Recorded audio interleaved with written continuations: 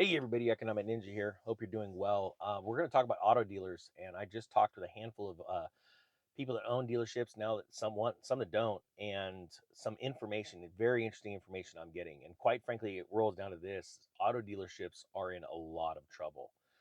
So I've got a handful of stories, and then I'm going to actually tell you my dream car list because that's how I'm looking at this. I'm looking at what's going on in the auto industry and how bad it is, and that there is about to be some severe blood in the streets. Right now, there's a lot of denial, quite frankly, between auto dealers and between banks that are having to repossess these cars, and they're not selling them. I did a video a little while back about a dealer was telling me that these auctions, the cars are going up on the auction board. They're literally driving across, no bid, no bid, no bid. They go off the ramp and they literally go back in the storage lot. And it's because banks are not wanting to write down that much of a loss, take that much of a write down because they're in denial, quite frankly. And this happens all the time. Just because you work for a bank doesn't mean you know everything. It is so true. Put in the comments section a story that you've heard recently of somebody that works in finance that has no clue what's going on.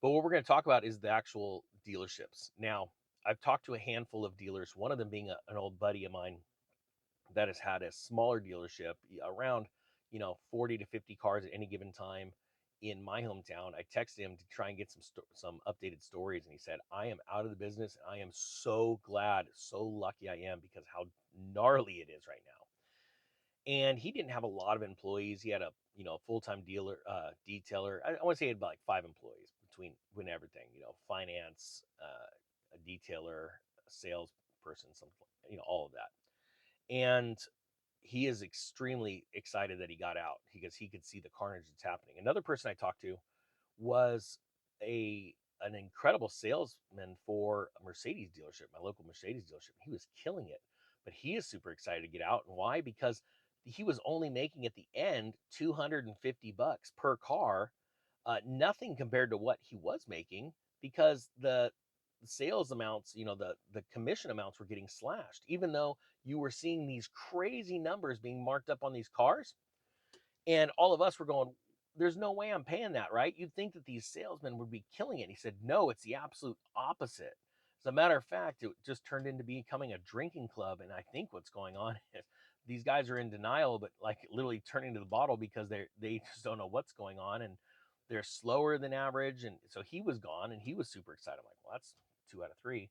And then I was talking to somebody else. And what was really interesting about this conversation was what is happening in the market for the dealers and their denial to what's called paper. He uses this term paper, and that's these loans right now. They get bundled up, these auto loans, and they're trying to move these groups of auto loans around and sell them to a pension fund or some big entity, and they can't. And they said there's a lot of paper that's bundled up, these auto loans that people don't want because they're afraid of the risk. And it really, as he was explaining this, he didn't realize it, but it literally brought me back to 2006, 2007, with these bundled home loans that were bundled up, and uh, that you couldn't liquidate these. Banks were having a hard time selling these because of the risk associated with it, because of the amount of defaults, right? And we've talked about that before. The amount of repos right now are massive, massive across the country. And it's getting out. It's getting out to the mainstream media how dark this is. Well, as this happens, and I'm going to tell you about something else that's bad, but again, put down in the comment section hashtag your dream car, because I want to let you know about my list and what I'm thinking about, the opportunities I see. But something else that he said, I want you to do it before I do mine, okay? Because it's not fair that you already know mine and you're saying, I'd never get that. So I want to see how many of you hashtag this in right now. You don't get to cheat. Don't pause the video and go back and look at my list of dream cars. And there's 5 of them, okay? I've wanted these ever since I was young, though. So that's a hint. So another thing that he said that was very concerning, and he said that right now these dealerships are completely in denial of the amount of loans they have out for their inventory. So what are you talking about? And he said, well, you know, we don't own all these cars. We have a loan against them. And the thing is the type of loan we have is for a group of cars, a group of vehicles. And he started to explain it. And he said, we're paying not per car. So when one car sells, we're able to, pay off that loan and it goes away. Which sort of blew me away because, to be honest with you, and this is why I teach this in my side hustle course, how important, especially if you guys are anyone thinking about starting a dealership, start small. Like, you should be building up 50 grand in your bank account, then go buy your first car to flip that's maybe at 10,000 bucks. And then you got 40,000 sitting off to the side for an emergency or anything like that, but do it in cash. And when you flip that one, then maybe build it into 2 and then 3, but you've always got this massive cash position.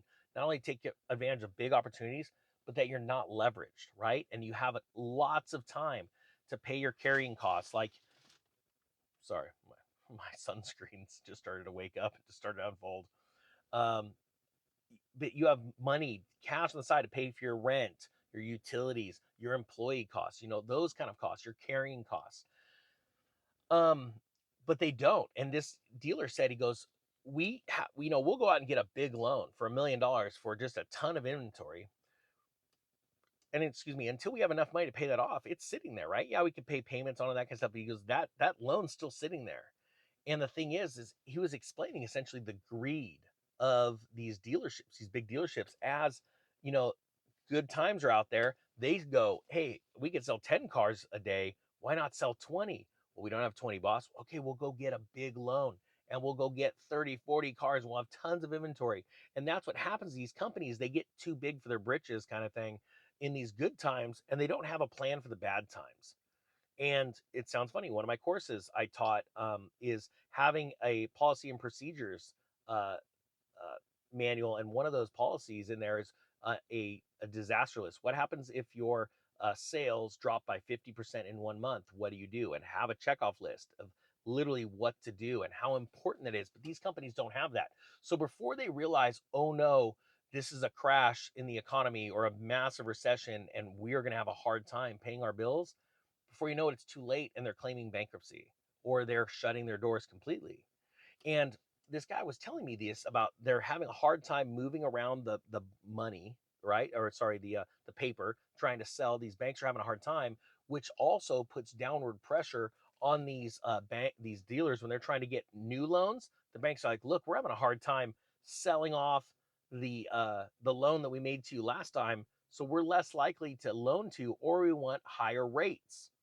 And these dealers are going, well, I I can't to service that loan right now, and the economy is so rough. There's nobody showing up to my dealership. I'm down to one salesman where I used to have a fleet of 10 salesmen. It's just the one salesman and the sales manager doing all this stuff. I can't do this. So what's happening? The dealerships are taking less money, or sorry, less inventory in because they can't sell it, which means banks are going to be making less loans out there, which again, that's how money is created, by making a loan, right? So more downward pressure on bank earnings as well. I mean, this is a cascading tragedy in the works. Now, with that being said, the good side is you're going to get your dream car and you're going to get a great price. There's about to be a straight up panic. And the panic I'm getting ready for is the liquidations from the banks, where they are literally having to get anything they can because they have shareholders freaking out because they're not taking in any money selling these repos. And they're not taking in any money making new loans on cars either, because the American public is broke. They're broke as a joke right now and they don't even know it. So here's my dream car list. I want a Ferrari 1996 Ferrari 355.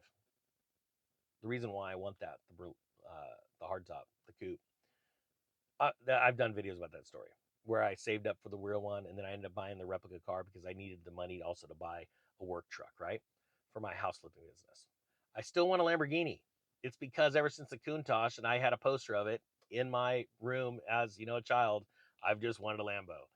Totally, both of those cars, totally impractical. I get it. But I don't need to impress anybody anymore, so I'm not really running out the door to get one. But during the last crash, I could have bought them for $35,000 each during the Great Recession. I know it sounds crazy, but they were very cheap. Now they're back up to $100,000 each. They're going to dip right back down, and I'll do a video about it when I buy them.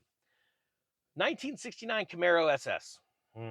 Yes, that is going to be an amazing car. I also want a Shelby Cobra, but I'm going to get a replica because these companies that are actually out there hand building them, the resto mods, I think are amazing. The technology behind them are just insane. So I'm actually talking about an actual Shelby Cobra, the one with the one roll bar on the driver's side because, you know, who cares if you're rolling and your passenger's there. And then the last one I'm gonna say is the new Corvette C8, and that is because it's blowing my mind with what it's doing on the track. And I just love that American muscle's coming back, and it's legitimately taking on Ferrari. I love that idea. I want one of those. I think they're just super cool, and you can't get more horsepower for the dollar. Um, I don't know if I'm going to get the Z06, but for sure I'll have the LT2 or 3 fully loaded. That's my list. I can't wait to see what you guys have in your list. Guys, the market for cars is imploding right now before you. Just be patient.